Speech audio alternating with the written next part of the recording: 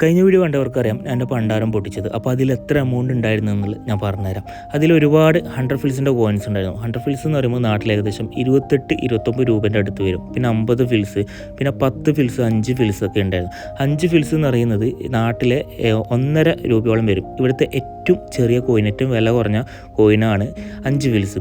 പിന്നെ 20 ഫിൽസ് ഉണ്ടായിരുന്നു. പിന്നെ ഏറ്റവും വലിയ കറൻസി, ഇവിടുത്തെ ഏറ്റവും വലിയ കറൻസിയാണ് 20 KD. നാട്ടിൽ ഏകദേശം 5800 രൂപേൻ്റെ അടുത്തായിട്ട് ഇന്നത്തെ റേറ്റിൽ വരും. പിന്നെ 10 KD, അത്യാവശ്യം കുറച്ച് 10 KD ഉണ്ടായിരുന്നു. 20 KD ഒറ്റ ഒന്നേ ഉണ്ടായിട്ടുള്ളൂ.